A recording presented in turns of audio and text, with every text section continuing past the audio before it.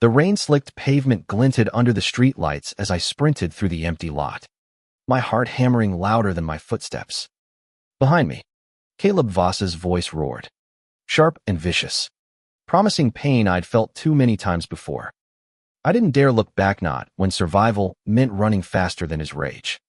My name's Elias Rivera, 18, a senior at Lincoln High in Portland, Oregon. I'm the kid who blends into the background, skinny, black hair, always sketching in a notebook to avoid eye contact. Caleb, though, he's the storm that wrecks everything. Broad-shouldered, curly brown hair, and a scowl that could make anyone flinch.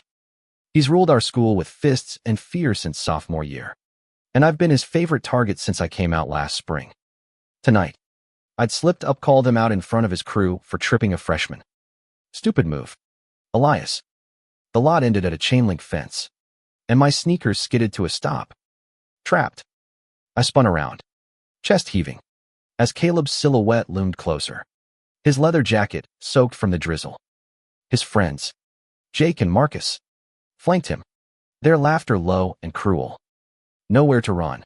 Rivera, Caleb growled, cracking his knuckles. I pressed against the fence, the cold metal biting into my back. This wasn't just another shove in the hallway. His eyes burned with something darker, something final. You think you're tough? Huh?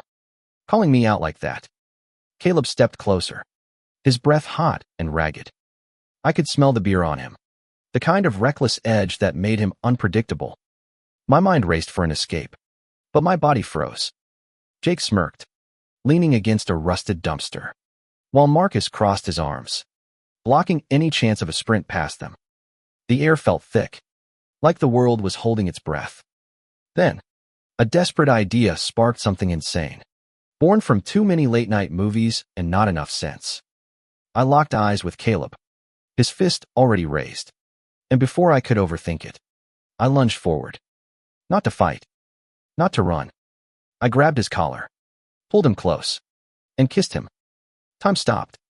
His lips were rough, frozen in shock, and for a split second, the world was just us two kids caught in a moment neither expected. I pulled back, my heart a jackhammer, expecting a fist to crash into my face. Instead, Caleb stumbled back, eyes wide, his hand touching his lips like he'd been burned. Jake and Marcus stood speechless, their smirks gone. What the hell? Rivera. Caleb's voice cracked, not with anger, but something else, something raw. I didn't wait for him to figure it out. I bolted past him, my sneakers pounding the wet asphalt, not stopping until I was 3 blocks away, hidden in the shadows of a laundromat's neon glow. The next morning, Lincoln High buzzed with its usual chaos, but I felt like a ghost drifting through it. My sketchbook stayed shut, my pencil untouched. All I could think about was Caleb's face last night, confusion replacing rage. His guard down for the first time. I'd kissed him to survive. A reckless distraction. But now I couldn't shake the memory of his breath, the way his eyes had softened for a heartbeat. In third period, I felt his stare before I saw him. Caleb sat across the classroom, his usual smirk absent. His friend Jake whispered something, but Caleb shoved him off, his jaw tight. I sank lower in my seat, pretending to read. What had I done? I'd meant to throw him off, not unravel whatever this was. At lunch, I hid in the art room, sketching jagged lines that mirrored my nerves. The door creaked open, and I froze. Caleb stood there, alone, his hands shoved deep in his pockets. No fists, no threats, just him, looking like he hadn't slept. We need to talk, he said, his voice low, almost unsteady. I gripped my pencil, ready for anything. About last night. I swallowed hard. I'm sorry. I didn't know what else to do. My voice sounded small, but I forced myself to meet his gaze. His eyes weren't angry, they were searching, like he was trying to solve a puzzle I didn't understand. You think that was a game?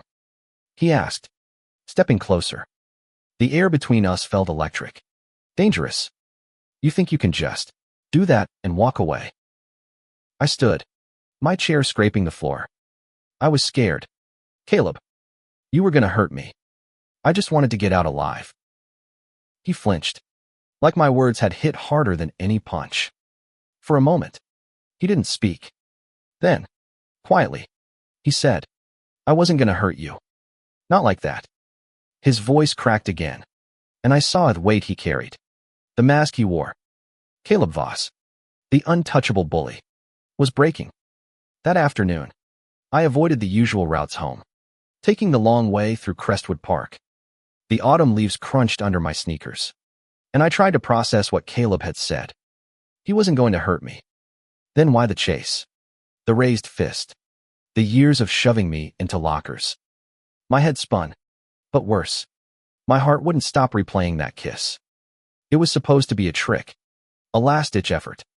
So why did it feel real? I didn't hear him approach until he was beside me, his shadow falling across the path. "Elias," Caleb said, his voice softer than I'd ever heard. I stopped, my bag slipping off my shoulder. He looked different in the daylight, less like a storm, more like a kid carrying too much. "Why are you following me?" I asked, my voice sharper than I meant. "I don't know," he admitted, rubbing the back of his neck. I can't stop thinking about it. "You. Last night." He stepped closer, and I noticed his hands were shaking. "Why'd you do it?"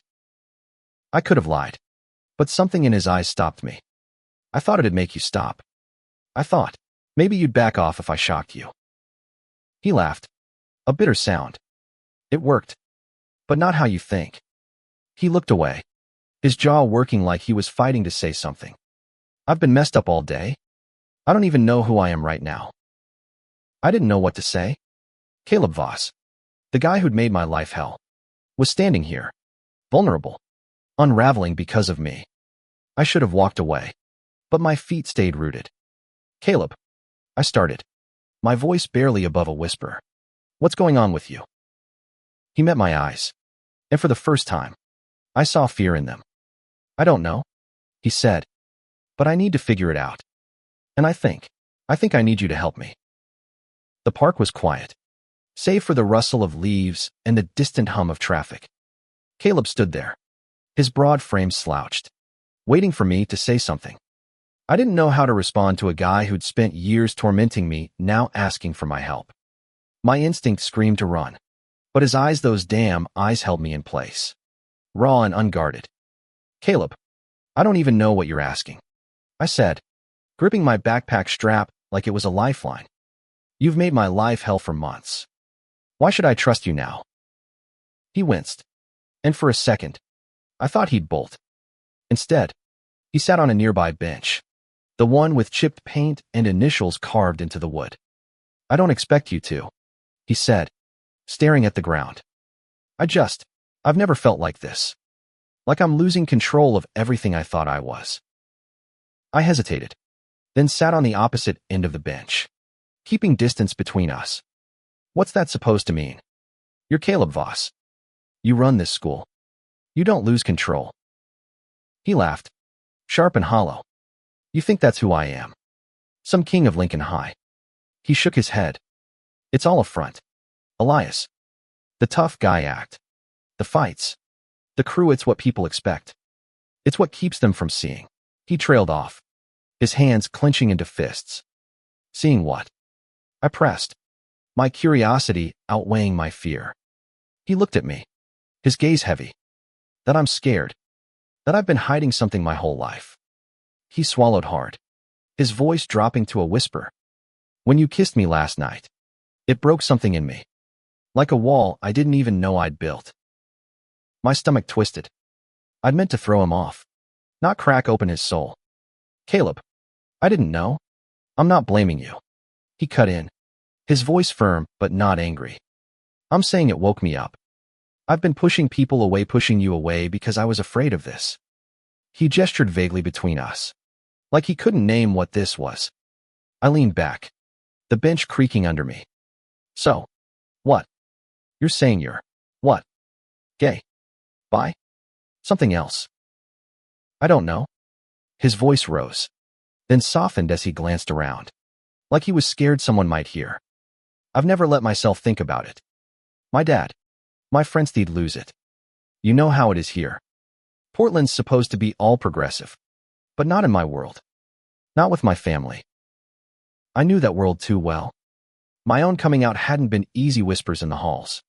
Notes slipped into my locker with words I still couldn't read without flinching. But Caleb, he was the golden boy, the athlete, the guy everyone feared or admired. If he was hiding something, it explained the rage, the need to control everything. Okay, I said slowly, choosing my words carefully. Let's say I believe you. What do you want from me? I'm not your therapist. He gave a small, shaky smile. I don't know, Elias. I need someone who gets it. Someone who's not going to judge me while I figure this out. I wanted to laugh, to tell him he'd picked the worst person for the job. But the way he looked at Melost, like a kid who'd wandered too far from home, made it impossible to walk away. Fine, I said, standing. But if you're messing with me, Caleb, I swear, I'm not, he said quickly, standing too. I promise. The next week was surreal. Caleb didn't stop being the school's top dog, but he stopped targeting me. No shoves, no glares, no snide comments in the halls. His crew noticed, and Jake especially kept shooting me looks, like he was trying to figure out what had changed. I kept my head down, sketching in the art room, but now Caleb started showing up there too. Not to fight, just to talk. He'd sit across from me, watching me draw, asking questions about my sketches, mostly cityscapes. Jagged lines of Portland's skyline mixed with imaginary worlds. You're good, he said one day, pointing at a half-finished drawing of a neon-lit street. Why don't you show this stuff off? I shrugged, smudging charcoal with my thumb. People don't care about this. They care about football games and who's hooking up with who. He leaned back, his arms crossed. I care. I snorted, but my cheeks warmed. Yeah, right. Since when?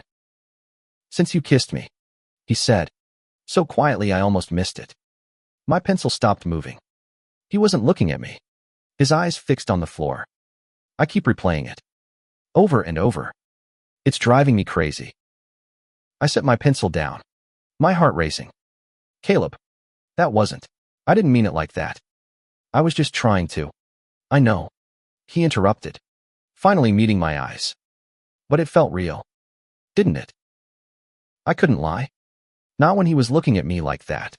Like he was drowning and I was the only one who could pull him out. Yeah, I admitted. It did. That night, I couldn't sleep. I lay in my room, staring at the ceiling, the memory of Caleb's words looping in my head. He was right, it had felt real. Too real. And now we were tangled in something neither of us understood. Something that could blow up in our faces. Lincoln High wasn't ready for Caleb Voss to be anything other than the tough guy. And I wasn't ready to be the one who changed him. But the next day, he found me again. This time by the bleachers after school. The football field was empty, the air crisp with fall. He looked nervous, his hands stuffed in his jacket pockets. Can we go somewhere? He asked. Somewhere private. Against my better judgment, I nodded. We ended up at Crestwood Park again, sitting on that same bench under a street lamp. The sky was turning purple, the air cool against my skin. Caleb was quiet for a long time. Then he reached out, his hand brushing mine. I froze, but I didn't pull away. I don't know what I'm doing, he said, his voice barely audible. But I know I don't want to stop. Before I could respond, he leaned in, and this time, he kissed me.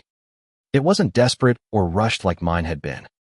It was slow, careful, like he was testing the waters of something he'd never dared to touch.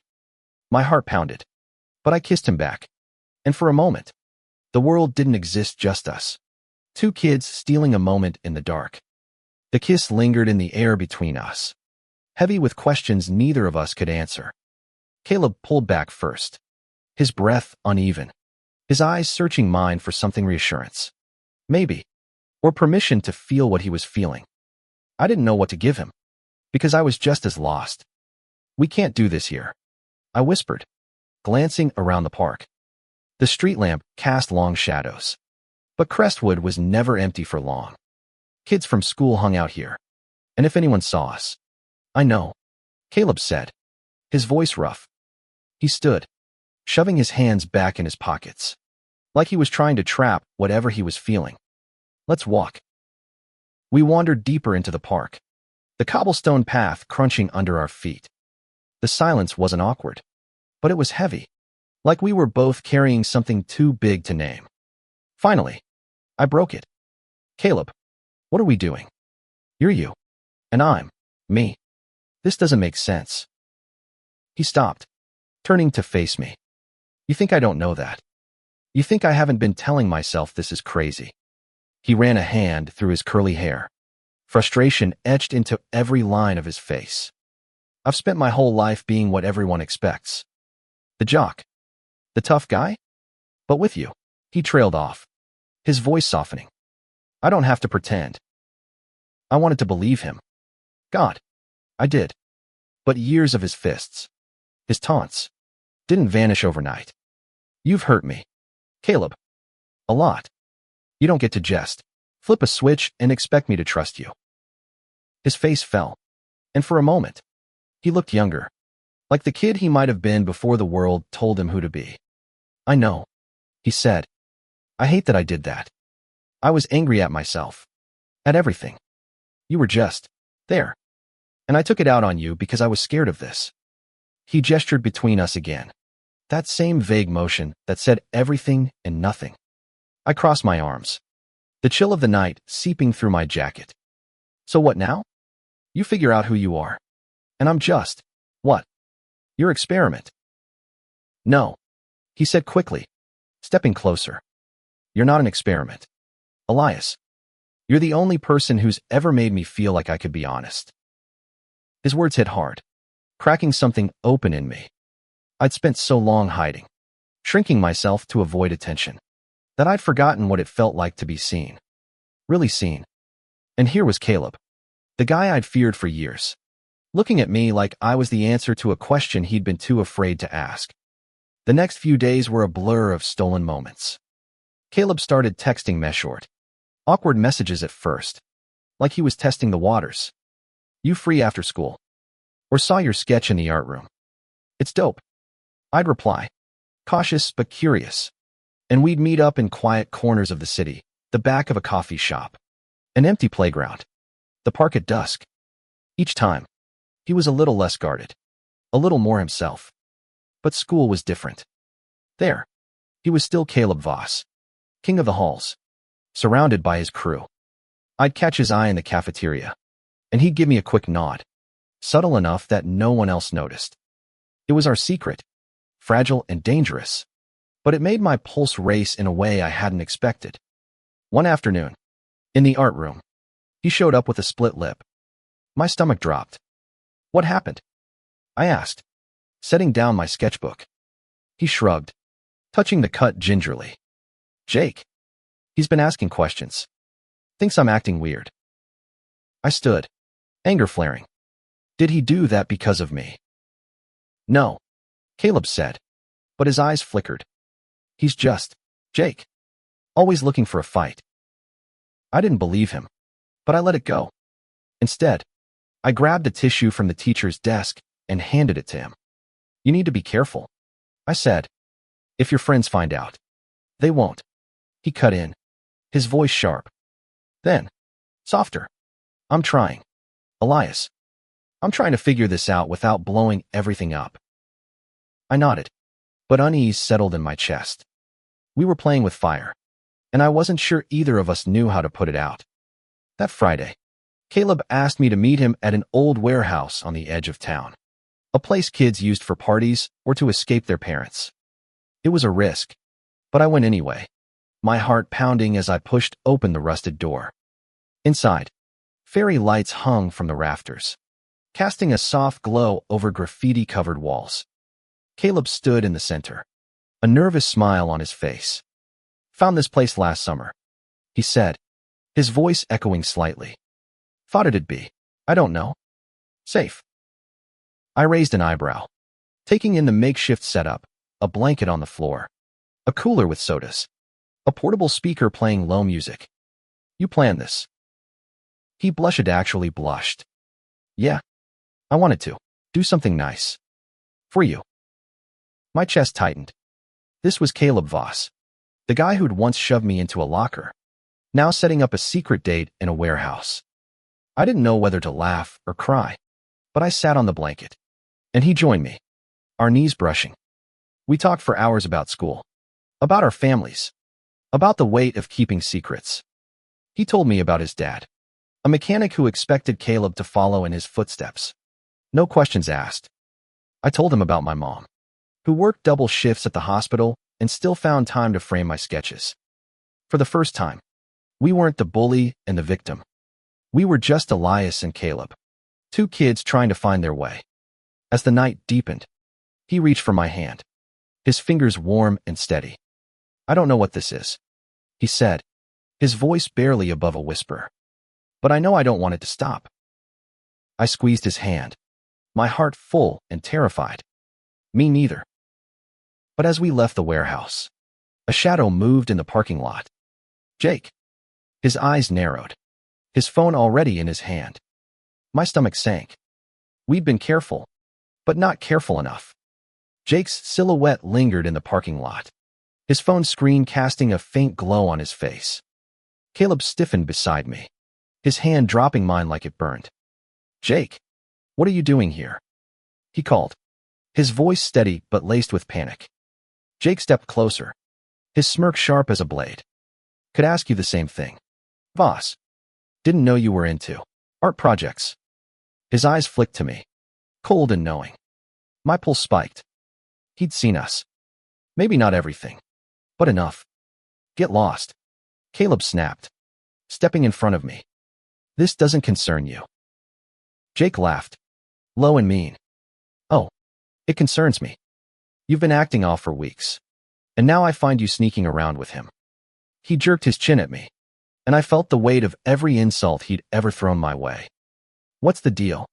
Caleb, you switching teams now? Caleb's fists clenched, but I grabbed his arm before he could swing. Don't, I whispered. He's not worth it. Jake's eyes glinted, like he'd caught us in a trap. You two are cute, he said, raising his phone. Wonder what the team would think about this. Before Caleb could react, Jake turned and jogged into the dark, his laughter echoing behind him. We stood there, frozen, the night air thick with dread. He's gonna tell everyone, I said, my voice shaking. Caleb, this is bad. I'll handle it, he said, but his voice was hollow. He didn't look at me, his eyes fixed on the spot where Jake had disappeared. I'll fix this. How? I demanded, stepping in front of him. He's got proof. He's gonna ruin you. Caleb's jaw tightened. I don't care about me. I care about you. His words hit like a punch, and for a second, I couldn't breathe. But reality crashed back in. You don't get it, do you? If this gets out, it's not just you. It's both of us. I've already been through this. Caleb, I can't do it again. He reached for me, but I stepped back. Elias, please. I'll talk to him. I'll make him delete it. I shook my head, my chest tight. You can't control him. You know that. I turned and walked away, my sneakers scuffing the gravel. I didn't look back, but I felt his eyes on me, heavy with everything we hadn't said. By Monday, the school was a minefield. Whispers followed me in the halls, glances sharp enough to cut. Jake hadn't posted anything yet, but the rumors were already spreading, fueled by his smirks and cryptic comments. Caleb avoided me, sticking with his crew, his face a mask of indifference. It hurt more than I expected, but I got it. He was trying to protect us both, or at least that's what I told myself. In the art room, I tried to lose myself in a new sketch, but my lines were shaky, my focus gone. The door opened, and I braced myself, expecting Caleb. Instead, it was Mia, a junior who'd always been kind to me. She had bright pink hair and a nose ring, and she'd come out as by last year without blinking. You okay? She asked, sitting across from me. People are talking. I sighed, setting down my pencil. Yeah, I know. It's complicated. She raised an eyebrow. Caleb Voss complicated. I froze, wondering how much she knew. What did you hear? Enough, she said, her voice soft but firm. Look, Elias, I've been where you are. Secrets like this, they don't stay secret forever. If you're in deep with him, you need to be ready for what comes next. I wanted to deny it, to say there was nothing between us, but the words wouldn't come. Instead, I nodded. I don't know what to do. Mia. He's trying to figure himself out. And I'm falling for him. She smiled, a little sad. Love's messy like that. But you're stronger than you think. Both of you. Her words stuck with me, but they didn't erase the fear. That afternoon, I saw Caleb in the cafeteria, surrounded by his team. Jake was there, leaning in, whispering something that made Caleb's face darken. I couldn't hear them, but I knew it was about us. I turned away, my appetite gone. That night, Caleb texted me, "Meet me at the warehouse. Please." I almost didn't go, but something in his words, the urgency, the vulnerability pulled me back. When I got there, he was pacing, his jacket thrown over a chair, his hair a mess. "Jake's got a video," he said before I could speak. "From the parking lot. It's blurry, but it's enough. He's threatening to post it unless I do what he wants." My stomach dropped. What does he want? Caleb's eyes met mine, dark with guilt.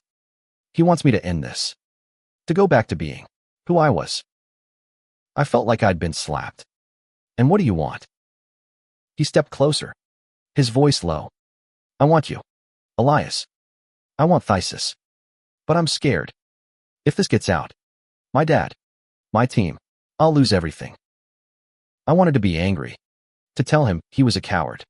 But I saw the fear in his eyes, the same fear I'd felt when I came out. "You won't lose everything," I said, my voice steady despite the ache in my chest. "You'll have me." He looked at me like I'd offered him the world. Then, slowly, he reached for my hand, his fingers intertwining with mine. "I don't deserve you," he whispered. "Maybe not," I said, a small smile breaking through. "But I'm here anyway." We stood there, hands clasped, the warehouse silent around us.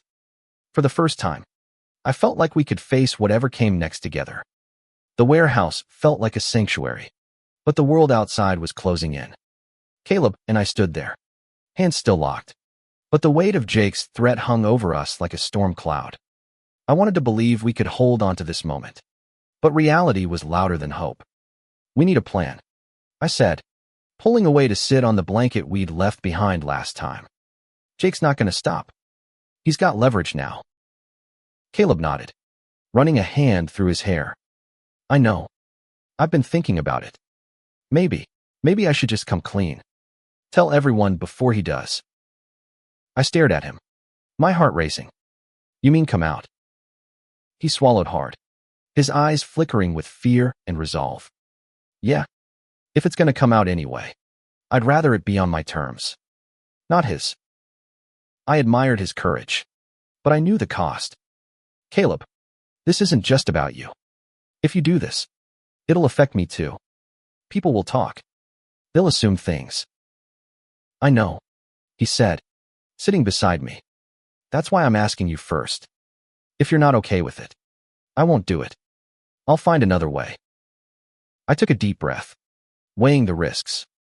Coming out had nearly broken me last year, the slurs, the isolation. But I'd survived. And now, looking at Caleb, I saw someone ready to face that same fire. Not just for himself, but for us. "Okay," I said finally. "But we do it together." His eyes softened, and he leaned in, kissing me gently. It was a promise, a vow that we'd face the fallout side by side. The next day, Caleb was different at school. He didn't avoid me, didn't hide behind his crew. In the cafeteria, he sat at my table, ignoring the stares from Jake and the others.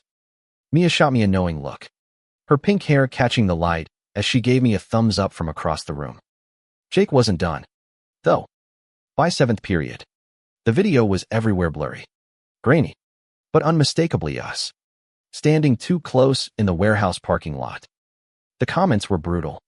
A mix of shock, hate, and cruel jokes. My phone buzzed with notifications, each one a knife to the chest. Caleb found me in the art room, his face pale but determined. "I'm sorry," he said, his voice breaking. "I didn't think he'd move this fast." "It's not your fault," I said, though my hands were shaking. "We knew this might happen." He nodded, then took a deep breath. "I'm doing it. Today. At the pep rally." My eyes widened. "Caleb, that's in front of the whole school." "I know," he said, a faint smile tugging at his lips. "Go big or go home. Right." The gym was packed for the rally, the air thick with cheers and school spirit. Caleb was supposed to lead the football team's chant, but when he took the mic, the room went quiet. I stood in the back, my heart in my throat, as he looked out at the sea of faces. "I'm not here to talk about football," he said, his voice steady despite the murmurs rippling through the crowd. "I'm here to tell you who I am. For years, I've been someone I thought I had to Beethoven. Untouchable. But that's not me. Not really." He paused, his eyes finding mine. "I'm gay. And I'm in love with Elias Rivera." The gym erupted some cheers, some gasps, some angry shouts. Jake stood with his arms crossed, his face a mask of disgust. But Caleb didn't flinch. He stepped off the stage, walked straight to me, and took my hand. The world blurred around us, but his grip was steady, grounding me. We left the gym together, ignoring the chaos behind us. Outside, under the same street lamp where we'd first kissed, he turned to me. "I meant it," he said. "I love you." I laughed, tears stinging my eyes. "You're insane. You know that." "Maybe," he said, pulling me close. "But I'm done hiding." The weeks that followed weren't easy.